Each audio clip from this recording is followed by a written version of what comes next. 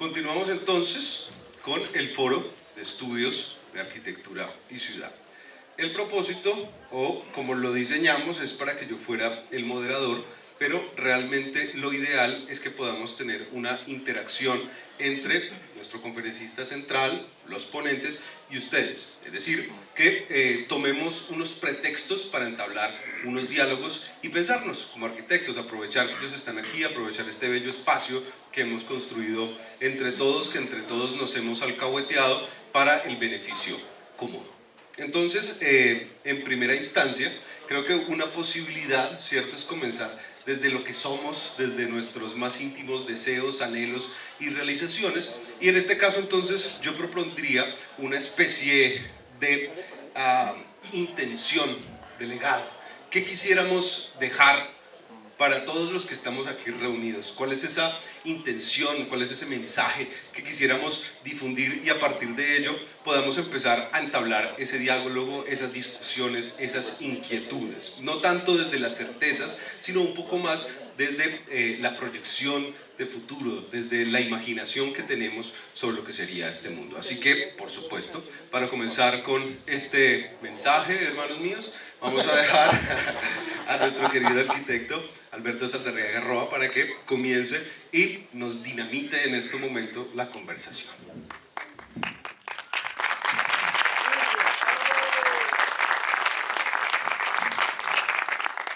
Yo entendí dinamitar o dinamizar. Explícame. Pues no sé qué hacer porque hay tanta cosa que hemos pasado en el día de hoy, hay tanta cosa interesante, tanto aporte interesante que uno diría que puede quedarse conversando todo el rato. De mi parte, lo único que diría, como diría la senadora María Fernanda Cabal, es: observen, vagos.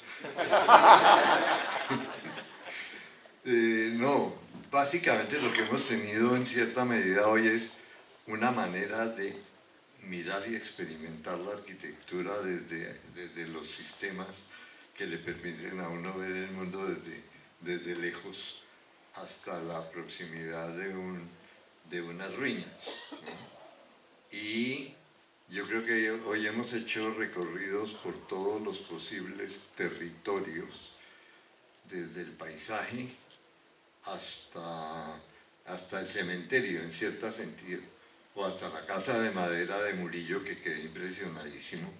En primer lugar, porque yo sí sabía que Murillo quedaba muy arriba, pero lo que no sabía era que las casas eran de madera, ¿sí? Y que el comportamiento térmico de la madera es muy distinto del que uno hubiera pensado. Entonces yo lo que más bien quiero es que aquí el auditorio se ponga las pilas y nos pregunte cosas, ¿cierto? Porque para eso estamos acá. ¿Alguien quiere añadir algo de los aquí presentes? ¿Usted es el jefe? ¿Usted es el jefe? Ya tenemos la primera si soy el jefe, intervención. Bueno, muchas gracias. Mi pregunta va dirigida para el maestro Saldarriaga y es pedagógica. Quisiera preguntarle, maestro, ¿usted cómo se imagina la pedagogía de la poética del espacio en el taller de arquitectura? Necesito micrófono. A ver, acordémonos del origen de la palabra poética, que es poiesis en griego y que quiere decir creación. Obviamente los talleres de arquitectura o los talleres de proyectos son procesos creativos. Ahí la poética entra es cuando el estudiante, como hablábamos a la hora del almuerzo, no se siente presionado, se libera, deja que su pensamiento fluya, deja que las ideas fluyan y que de pronto llegue a una idea de proyecto que, ¿sí? O sea, esa es la poética de la creación, que fue con lo que terminé la presentación, que no lo desarrollé.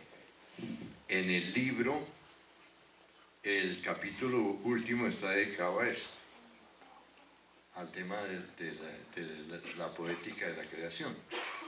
Y pues ahí lo que doy es más ideas que se recogen de varias fuentes sobre el tema poético, por ejemplo de Bachelard, pero la poética la lleva uno es dentro y lo que hay es que potenciarla, ¿sí?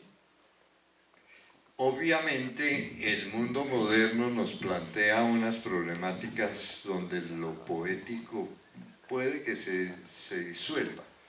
El computador a veces es más creativo que uno, el celular incluso es más inteligente que uno, ¿sí? Entonces es volver a recuperar el cuerpo y los sentidos, potenciarlo, en cierta medida sensibilizarlo para que ese sentimiento poético de lo creativo fluya. Pero no hay pedagogía de lo poético, te lo puedo asegurar, es imposible.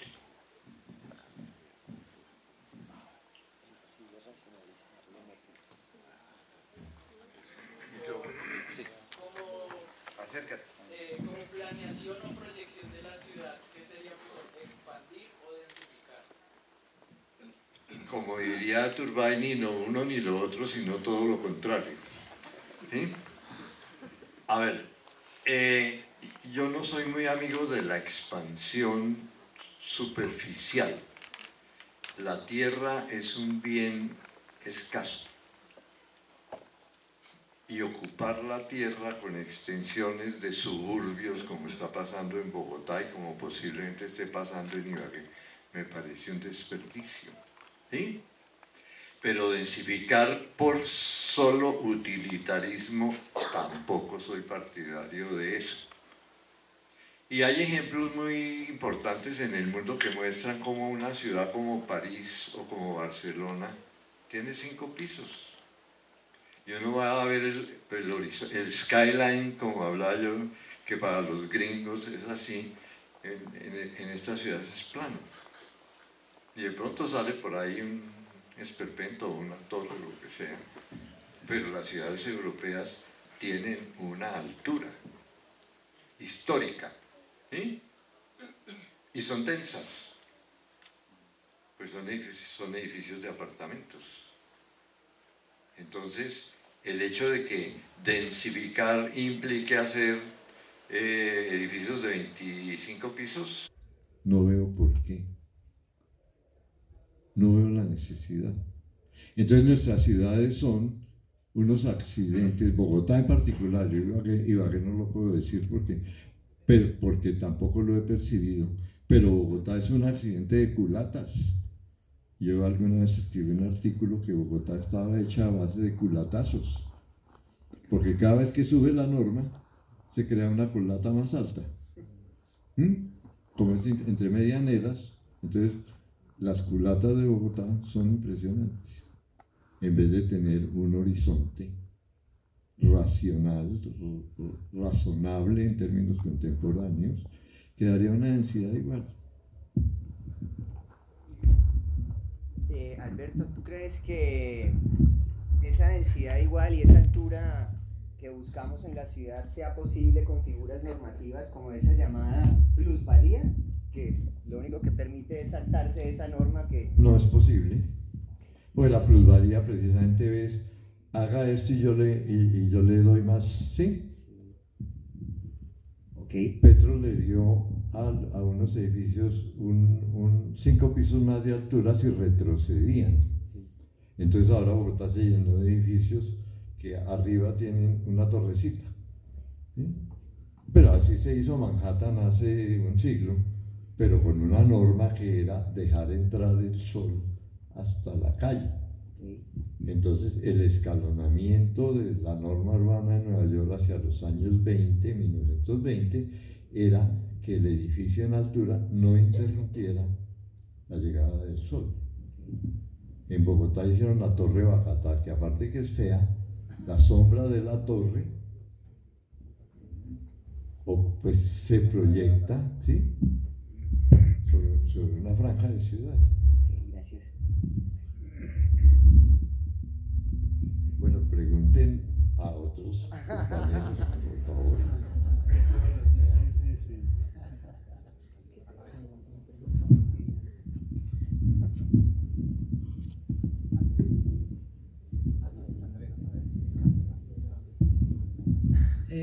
Maestro Saldarriaga, usted en un libro que se llama Arquitectura Fin de Siglo, Manifiesto de Ausencia, usted habla mucho sobre la vivienda, sobre el proceso historicista y los retos de ausencia, pero ese libro es en la década de los 90 que usted lo publica. Hoy, ¿cómo usted ve el...? Se publicó en el 2000, bueno, pero, por eso se llama Arquitectura Fin de Siglo. ¿y cómo ve usted hoy, ya 10 años después de publicado el libro, los retos ahora de la vivienda, hoy de la vivienda? ¿Cómo los ve? No, lo que yo hice en ese libro fue 10 ensayos, pensando en los 10 libros de arquitectura de Vitruvio, obviamente que ese es un secreto mío, ¿sí? No lo sabe nadie. ¿Sí? Y fueron 10 ensayos sobre temas del fin del siglo XX, porque pues se anunciaba que el siglo XXI iba a ser una cosa totalmente distinta. Entonces yo traté 10 temas diferentes, ¿sí? Desde el pasado, en fin, recorrí 10 temas, la realidad latinoamericana, en fin. Ahora ya ni siquiera me acuerdo del contenido, porque fueron 10 capítulos. Y la Universidad Nacional, muy entusiasta, lo publicó. Y ahora lo vamos a reeditar porque van a hacer una reedición de obra mía. Ya está la arquitectura como experiencia. Y vamos a hacer un libro con 3 libros que son Arquitectura y Cultura en Colombia, Arquitectura para todos los días y Arquitectura Fin de Siglo, que fueron escritos entre el 86 y el 2000, tratando de recopilar en un solo tomo esos 3 contenidos que son diferentes y pues que mal que bien todavía conservan algo de vigencia.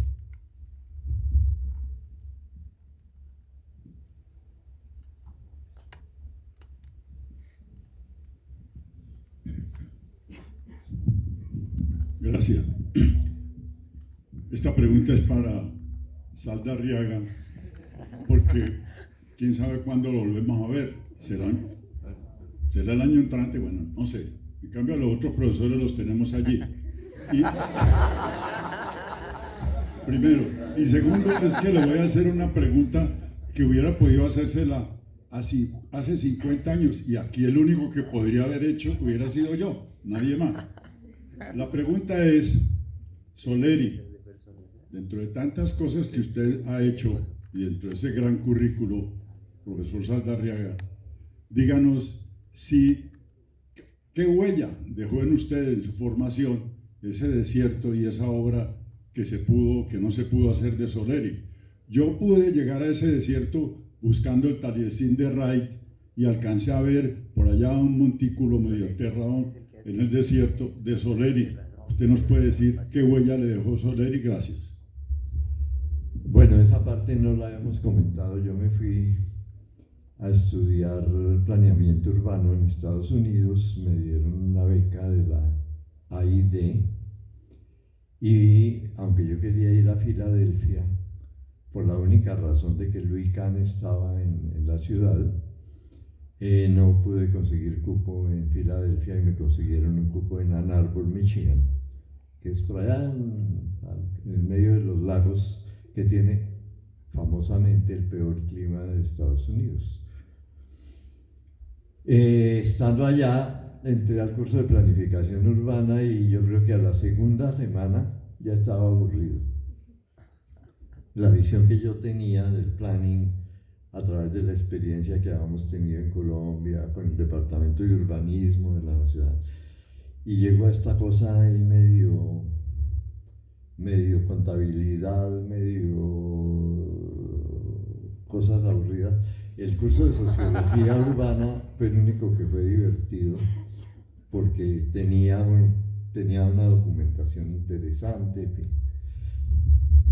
Y estando en la mitad del primer periodo venía el Spring Break, el receso de primavera, y yo tenía unos amigos viviendo en Washington Entonces escribí a las administradoras de mi beca en Washington diciendo que yo, para mi trabajo de no sé qué, me tenía que ir a consultar en una biblioteca en Washington, eché todo el cuento y me mandaron el tiquete, ¿sí? Y me fui a quedar en el apartamento de mis amigos en Washington, donde dicho sea de paso conocí a Christopher Alexander. Y un día paseando por la ciudad vimos una edificación que decía Corcoran Gallery of Art. Y entramos y estaba la exposición de Soleri y desde que entré se me paró el pelo. Unas maquetas de las ciudades imaginarias de Soleri, de las arqueologías, unas proyecciones de diapositivas. De hecho, era un evento importantísimo en la Corcoran Gallery. Y a la salida había un escritorio que decía, si usted quiere trabajar en el verano, inscríbase. Entonces yo me inscribí, dejé la dirección de donde yo residía en Ann Arbor, etc. Y como a los 15 días me llegó una carta, usted ha sido aceptado para el taller de verano, llamémoslo así. Eran 6 semanas. Entonces volví a escribir a mi beca en Washington y a mí me ofrecían en ese momento que podía trabajar en cualquier oficina de planeación de Nueva York, Chicago, San Francisco, donde yo quisiera.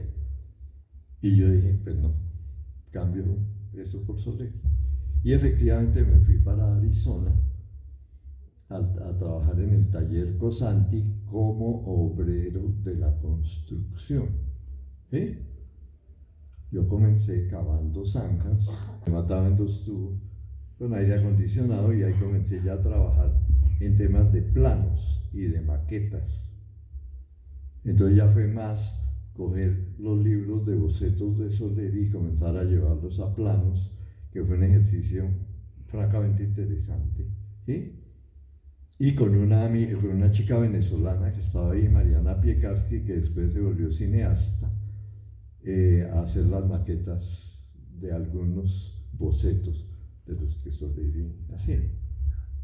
Eso terminó, yo me fui ya para Washington otra vez a entregar la rendición de cuentas. Las señoras que me tocaron, hay que decirlo, fueron fantásticas, pero personas fantásticas.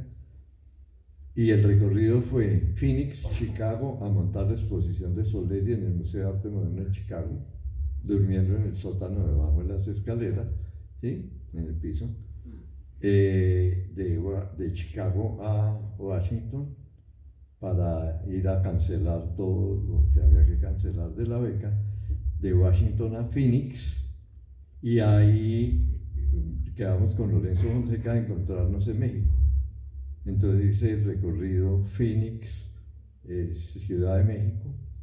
Hicimos con Lorenzo el recorrido de Yucatán, Guatemala, la Ruta Maya, que era como la contraparte exacta de lo que yo había pasado en Soleri. Era ir del futuro al pasado prehispánico.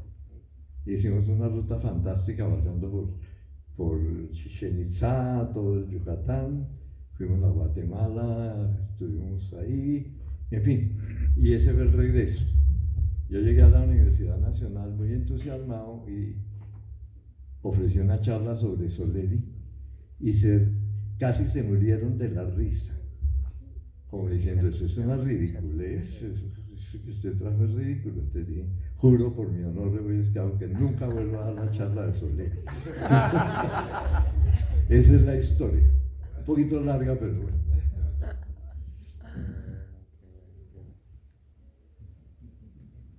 A ver, el público.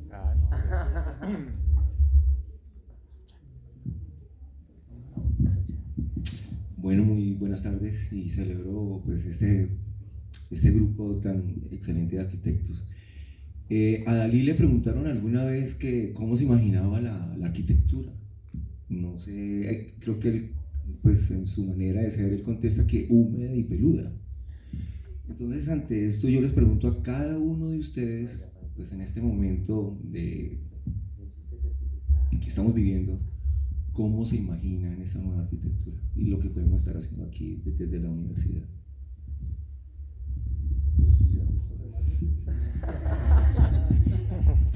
ver, yo pienso que esa nueva arquitectura o esa visión del arquitecto de este nuevo siglo tiene un componente bien importante que es la colaboración. Ya el arquitecto tiende o nosotros como arquitectos tenemos que ser mediadores entre ese reconocimiento del entorno, de las necesidades de una comunidad, y ya no somos los que tenemos la última palabra. Yo creo que hubo una época de la arquitectura en que el arquitecto planteaba o proponía y desarrollaba sus ideas a partir de unas relaciones pues, de contexto, de materialidad, de tecnología, pero el arquitecto contemporáneo pienso que responde a eso, a ese diálogo con la colectividad y a esa necesidad también de ser el que cohesiona las diferentes formas de pensar y de vivir y de visibilizar las necesidades de la gente, ¿no? Pero eso es como mi pensamiento en frente a lo que es la arquitectura en este nuevo siglo. No sé, mis compañeros.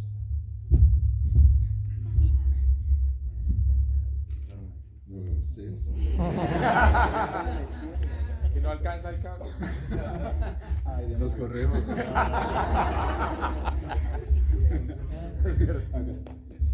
Bien, yo creo que el arquitecto del futuro debe tener muy en cuenta el medio ambiente que lo rodea, ¿cierto? Porque estamos muy adaptados a la tecnología, a la mecanización del hábitat, ¿cierto? Entonces debemos volver a nuestros antepasados a reconocer cómo funcionan nuestros astros, cómo funciona el viento, cómo funcionan esos fenómenos naturales para nosotros asimismo adaptarnos a ellos.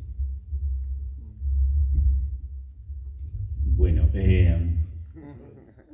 yo tuve una experiencia con una charla que hizo la arquitecta Silvia Arango, donde la frase que más me motivó a lo que soy en mi línea en la que estoy trabajando, ella dijo: hacer verdadera arquitectura es tratar la arquitectura de bien cultural, es intervenir la arquitectura de bien cultural. Yo creo que la arquitectura de hoy, como la veo en un futuro, de hoy en un futuro, es que no se pierda la memoria de la arquitectura que nos dejaron, que no se pierda ese legado, que no se vuelvan tampoco embalsamadores, como algunos me dicen por ahí. No es embalsamarlas, sí tú, no es embalsamar las edificaciones, pero sí es darle un nuevo uso y es darle la perdurabilidad para muchas generaciones que sigan apreciando y contemplando esa arquitectura que nos deja como legado. Hoy en día hay nuevas técnicas, hay nuevas propuestas arquitectónicas que ojalá se adapten con esa memoria arquitectónica, con esa memoria construida, y que pues ambas, tanto la historia como en mañana, se sigan entonces trabajando una verdadera arquitectura. A mí me hacen una pregunta difícil porque no soy arquitecto. Me siento como mosca en leche, pero sí podría decir que aplica pues para otras profesiones, ¿no? Y son dos cosas. Una es pensar siempre en las personas, porque pues, desde la ingeniería, desde la arquitectura, impactamos siempre pues, a una comunidad, a unas personas. Me agradaba mucho que Jessie mostrara allí la interacción que tuvieron con las personas. Entonces, eso sería lo primero. Y lo segundo, pues siempre lo que mencionaba en la ponencia ahorita, el trabajo interdisciplinario, ¿no? que va en relación también con lo que decía Cristian. Nos acostumbramos a que las sabemos todas y queremos imponer nuestro pensamiento, ¿no? Entonces el arquitecto pienso que debe estar en la necesidad también de poder compartir todo ese conocimiento, todo ese bagaje que tiene con otros profesionales para darle respuesta precisamente a esa comunidad que necesita de un espacio, de una intervención. Yo no sé cuántos de ustedes han visto una película que se llama Blade Runner, la original, ¿sí? La fecha que pone o que puso Ridley Scott para la ciudad es 2021, o sea, dentro de 2 años. O sea, la visión de ciudad que tenía Scott, o bueno, que tenía el autor del cuento de Blade Runner, que es Philip Dick, es esa ciudad futurista, pero es que la ciudad de Blade Runner es un poco paradójica, porque es entre lo más sórdido, si se quiere, edificios en ruinas, ventas callejeras, ventorrillos de todo tipo, en fin, y una gran torre que sobresale, que es la del dueño de la corporación Tyrell, que es una mega estructura, que yo creo que se inspiraron en Soleri, desde donde el tipo domina la ciudad. Eso es una metáfora del mundo contemporáneo, el mundo corporativo, que es el que tiene el poder, hasta donde todos sabemos, aunque unos dicen que son los alienígenas, pero yo todavía no me he encontrado con ninguno. Trump, de pronto. Entonces ahí hay una simbología del poder, ¿sí? El poder ejercido por un tipo que es el que crea los androides, los replicantes, y el problema de Blade Runner es que los replicantes adquieren conciencia. Eso, le ponen sentimientos, les ponen todo, pero en un momento dado adquieren conciencia, y adquieren conciencia de la muerte, que es una simbología muy fuerte, porque lo que hacen los replicantes que se escapan es en cierta medida escapar para poder vivir, y el personaje Harrison Ford le lleva a la contraria y los mata, ¿sí? Entonces, esa película yo la considero muy significativa de lo que es, en cierta medida, la metáfora del mundo actual. Si nosotros desapareciéramos las grandes corporaciones y pensáramos en términos de lo que estamos hablando, el mundo sería distinto. Y me acojo a una frase de Buckminster Fuller, el famoso diseñador, arquitecto, pensador, que hizo en un libro que tengo que se llama en inglés I Seem to Be a Verb, yo parezco ser una palabra. Él dice: si tomáramos a todos los políticos de la Tierra y los metiéramos en una nave espacial y los mandáramos al espacio sideral, no pasaría nada. Si cogiéramos a todos los creadores, diseñadores, etc., y los metiéramos en una cápsula espacial y los mandáramos afuera, el mundo sería un caos.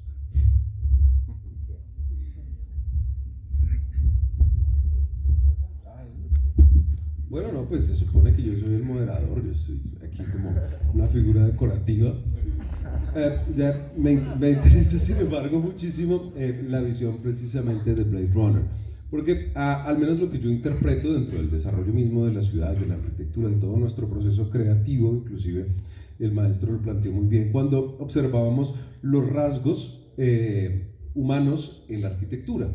Si uno observa, por ejemplo, el mismo pensamiento desde el Partenón, desde la lógica pitagórica, desde los autómatas griegos, las mismas digamos, representaciones de comprensión de la naturaleza de Leonardo da Vinci, y enlazarlo finalmente con esa visión futura, yo lo que veo es que finalmente buscamos un proceso de fusión mismo con la naturaleza a partir de la razón, de la sensibilidad, es decir, aproximarnos a esa comprensión para componer finalmente unas entidades arquitectónicas, urbanísticas, que tengan esas leyes y que puedan reproducirse infinitamente.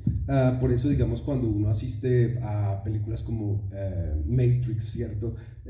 Y este tipo de representaciones sobre la fusión de hombre-naturaleza, hacia allá es donde llega. También se me ocurrió mientras hablaba el maestro Alberto Saldarriaga, hay un texto de Giovanni Papini en el Libro Negro, que son pues algunas entrevistas mitad reales, mitad simuladas, y una de ellas es con Frank Lloyd Wright, ¿no? Esa fusión paradigmática con la naturaleza, pues que tanto celebramos en la arquitectura, resulta presentándose como alguien que quiere la destrucción misma de la arquitectura, ¿cierto? Es decir, para unarlo también con las teorías como las de Hobsbawm, todo elemento contiene en sí mismo su propia destrucción, las leyes de su propia destrucción.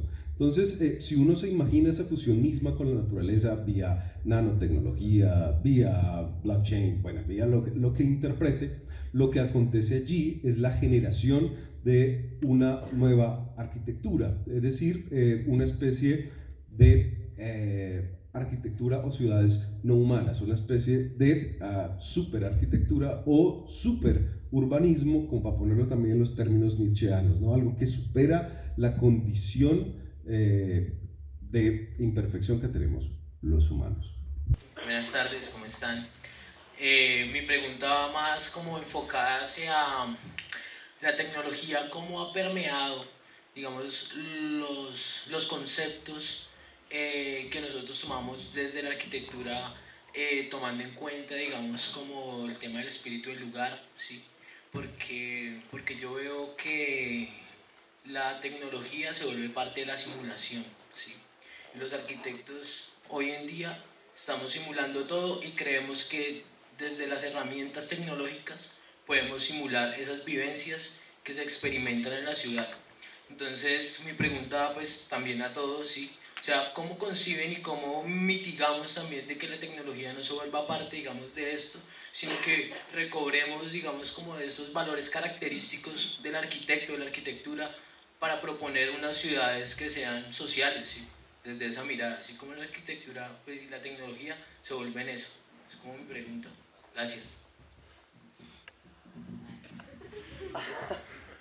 Empiezo pues. Pues yo creo que la tecnología ya es parte de nosotros, ¿no? Digamos, eso es algo que ya no... Pensemos la vida sin la tecnología. Yo creo que ninguno de nosotros podría vivir sin tecnología. En estos momentos yo creería que no. ¿Cierto? Digamos, partiendo... El solo hecho, digamos, de encender la luz, ya estamos utilizando la tecnología. Sí, llegar a casa, ya estamos pensando en tecnología, porque la arquitectura en la que habitamos está en vaya tecnología. Usar unos zapatos, todo está, pues, ¿cómo podemos decirlo? Digamos, está impregnado por la tecnología. Entonces, no sé, digamos, yo creo que hay que emprender es como empezar a entender que ese es el medio en el que estamos viviendo y es el medio en el cual estamos construyendo, digamos, unas formas de diálogo, ¿no? Con todos los elementos que configuran este medio en el que estamos.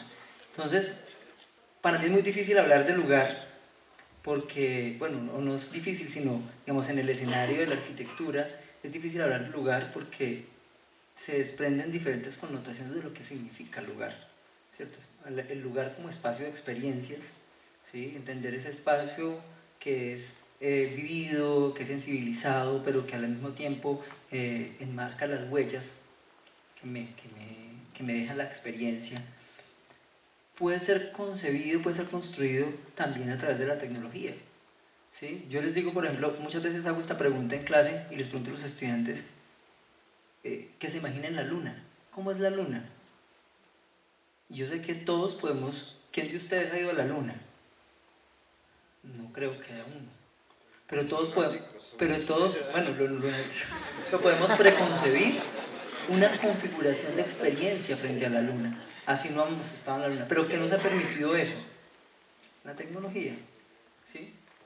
Hemos reconstruido imágenes que a través de la tecnología se nos ha permitido permear la experiencia de lo que es esas sensaciones del espacio, esa vivencia. Por tanto, yo creo que digamos la herramienta tecnológica como un dispositivo que permite el diálogo entre la experiencia y la configuración del lugar es un elemento que en nuestra cotidianidad ya es primario, ¿sí? ya es necesario.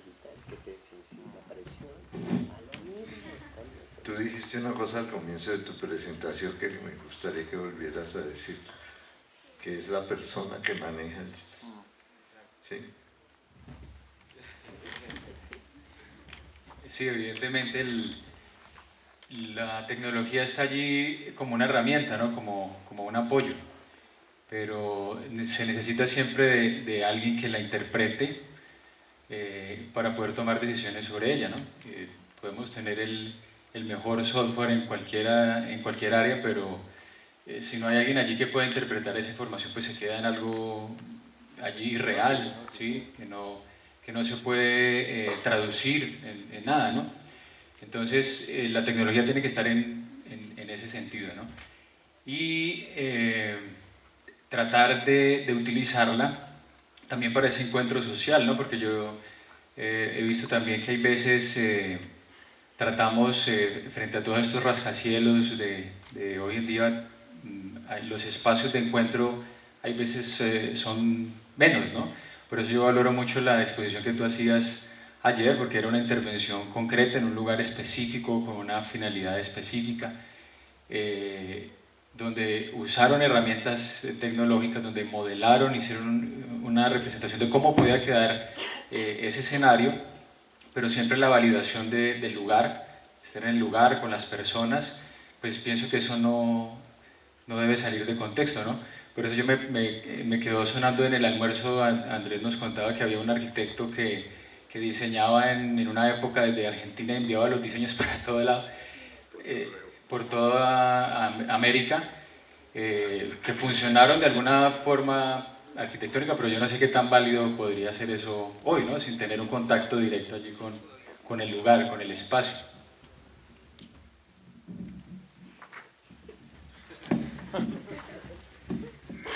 Bueno, yo lo veo desde dos términos importantes, ¿no? Una, la tecnología que se usa como herramienta, y otra, la que se usa como materialidad.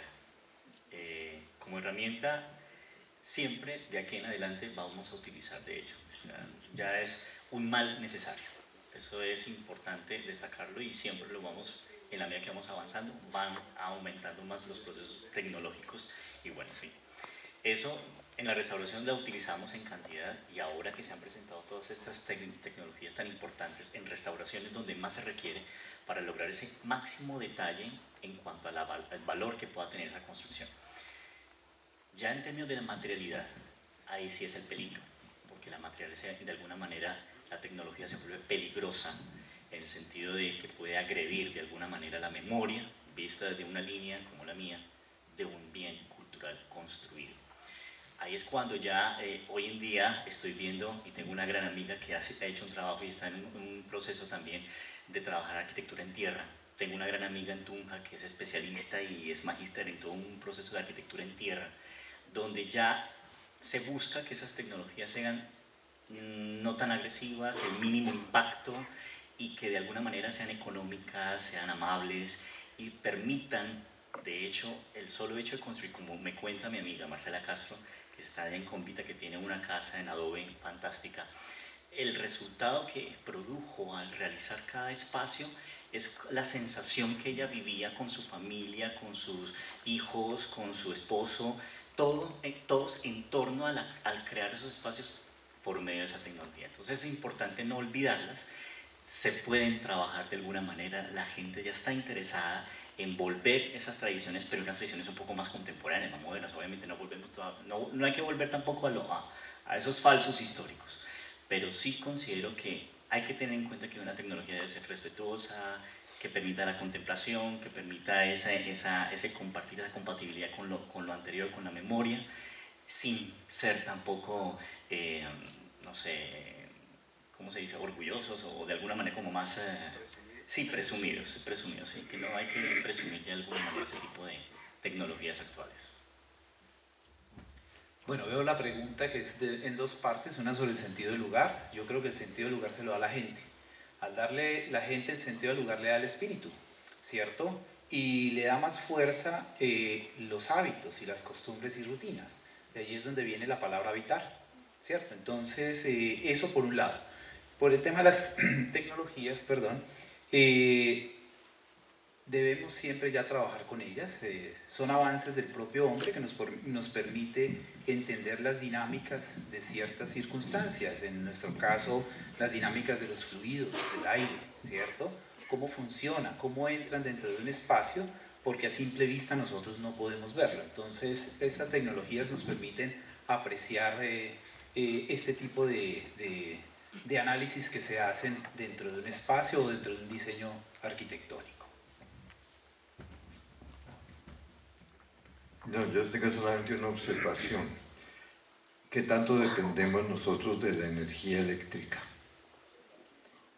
Y el día que se nos acabe la energía eléctrica, ¿qué hacemos?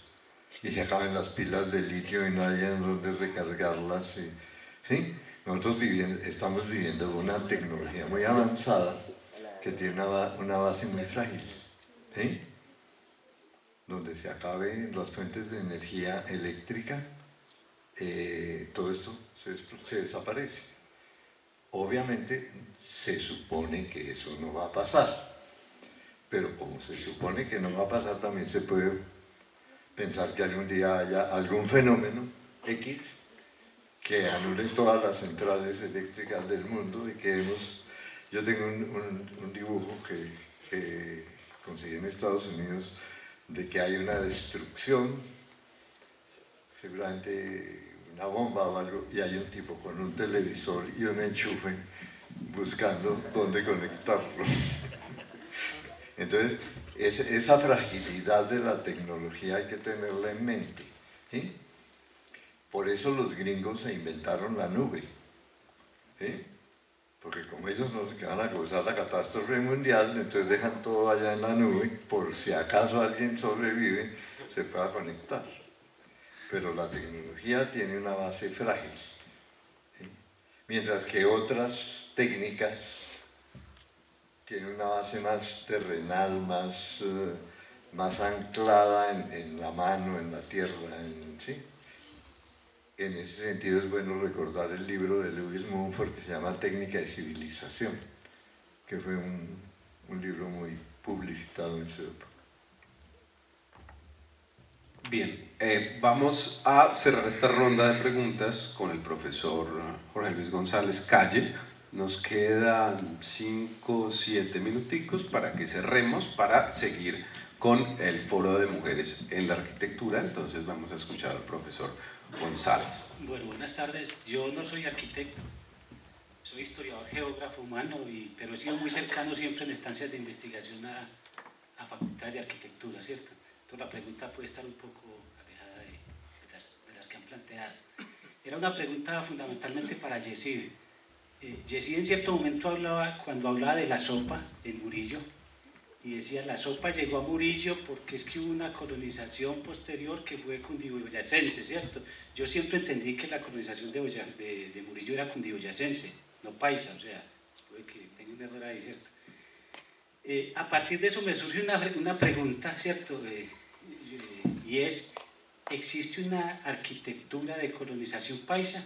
¿Cierto? Yo no llamo antioqueño eso es paisa, antioqueño es otra cosa completamente distinta. Existe una arquitectura de colonización paisa cuando lo paisa es una cultura dispersa que se hizo, tú en cierto momento lo planteabas. Usamos madera no porque queramos o porque queremos dar una forma arquitectónica, sino porque es lo que tenemos. Estamos tumbando bosques, estamos acabando con la selva y pues hacemos la doble función de usar la madera para eso, ¿cierto? Entonces, no sé si se puede hablar de una cultura de colonización paisa o colonización antioqueña. Hay varios libros de arquitectura de la colonización antioqueña que hablan perfectamente de esas formas, pero yo no sé si eso realmente haya dado a utilizar ese concepto de arquitectura de colonización antioqueña o arquitectura de colonización paisa, si sea correcto. Sí, todos esos procesos de colonización antioqueña en el norte del Tolima y lo que se dio hacia la zona del eje cafetero tiene toda una herencia de la colonización. Entonces ellos traen todo el manejo de la madera y del barro, ¿cierto? Y de la conformación de vivienda conforme a las enseñanzas que nos trajeron los españoles, ¿cierto? Entonces son casas con corredores, con patios centrales, con patios de almacenamiento y alistamiento de las herramientas agrícolas, ¿no? Que sea propia paisa o antioqueña, no señor, son herencias que nos dejaron los españoles. Lo mismo sucedió con las maderas, ¿cierto? Entonces a Murillo llegan primero los antioqueños, ¿cierto? Ellos salen de una aldea que en su momento se llamaba Manizales. Entonces salen a explorar todo ese territorio inhóspito y lo único que hicieron fue a imagen cómo construir viviendas, ¿cierto? Lo hacen con las maderas que encuentran allí y utilizando técnicas, digamos que ancestrales. Entonces buscaban que fuera el menguante, ¿ya? dejaban la madera 21 días tirada. Luego salía todo el proceso del desbaraje para la organización de sus viviendas. Sus viviendas eran lineales, de circulación lineal, porque eran viviendas de trabajo y de cuido, ¿cierto? Ellos cuidaban los cultivos, cuidaban el territorio desde la vivienda. Ellos no buscaban una vivienda de descanso. Simplemente voy a trabajar la tierra, a labrarla, pero necesito comunicarme rápidamente con los otros espacios. Pero que sea netamente paisa o antioqueña, no señor, herencia española.